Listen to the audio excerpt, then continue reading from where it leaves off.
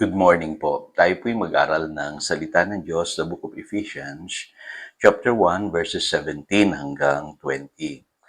Hinihiling ko sa Diyos ang ating Panginoong Hesukristo, ang maluwalhating Ama, na ipagkaloob niya sa inyo ang Espiritu na nagbibigay ng karunungan at nagpapahayag tungkol sa Diyos upang lubos ninyo siyang makilala.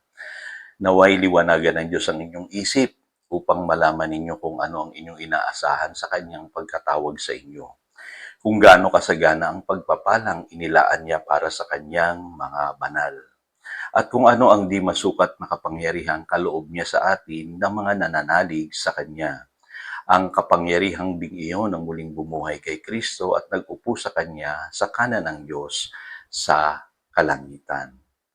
Pray for wisdom and revelation. Gaano kaimportante itong panalangin ito ni Apostle Paul? Dito makikita po natin, pwede namang ipag-pray ni Apostle Paul yung mga prayer requests ng mga taga-Epeso. Pero bakit ito yung kanyang ipinanalangin? Nung pinag-pray ko po itong prayer na ito, dahil nabasa ko sa isang libro, ang laki po ng nagawa nitong pagbabago sa aking buhay. At akala ko po, tama na yung aking pananalangin. At marami akong alam na sa tingin ko ay sapat na. Pero dito po, nabuksan yung aking isipan doon sa tatlong item na binabanggit dito ni Apostle Paul. Dapat daw po maunawaan natin yung ating calling. Ano po? Pangalawa, yung ating pong glorious inheritance. Pangatlo po, yung great power na ibinigay na ng Diyos sa ating mga believers. Kasi dito po nakapaloob ang lahat ng ating pangangailangan. At natuklasan ko rin po, marami po sa ating mga pangangailangan ibinigay na ng Lord.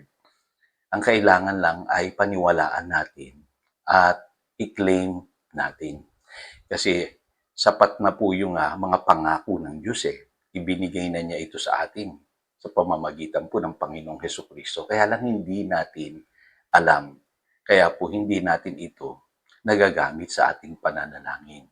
Pero kung mauunawaan po natin itong mga pangakong ito sa pamamagitan po ng unawang ibinibigay ng Espiritu Santo, yung tinatawag na wisdom and revelation, mababago po yung ating buhay. So isa-isahin po natin ito pong mga item na ito. Unang-una po yung ating calling. Ano ba yung calling, Pastor? Yan yung purpose ng Diyos sa iyong buhay. Ang malaking katanungan sa atin kadalasan ay yung ano ba yung purpose mo, Lord, sa aking buhay? Diba? Kadalasan po confused tayo. Pero alam niyo po ba na ang purpose ng Lord sa ating buhay ay pwede nating malaman at pwede nating magawa. Kasi kung mamumuhay tayo ng walang purpose sa buhay, magkukulang tayo sa focus at yung tinatawag na direksyon sa buhay. And nowadays, marami po ako nakikitang mga Kristiyano, confused sila sa kanilang pagiging Kristiyano.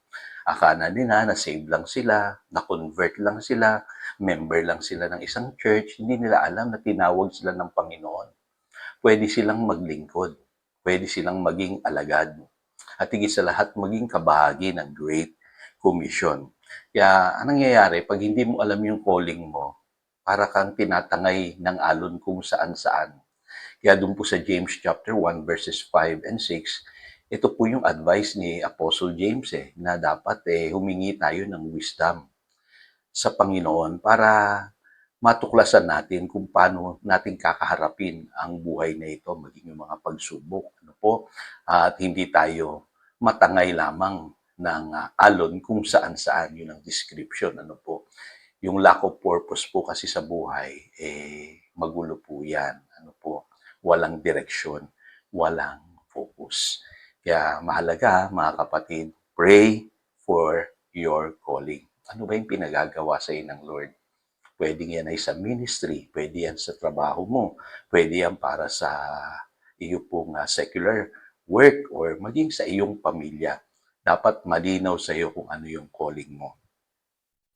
Number 2, yung inheritance. Pagka binabanggit ko po yung salitang inheritance, naaalala ko po yung kapatid ng prodigal son matagal na palang ibinigay sa kanya ng ama yung kanyang ari-arian. Ano po, kaya lang hindi niya alam, nainggit pa siya do'n sa kapatid niya na nilustay yung ari-arian ng kanyang ama.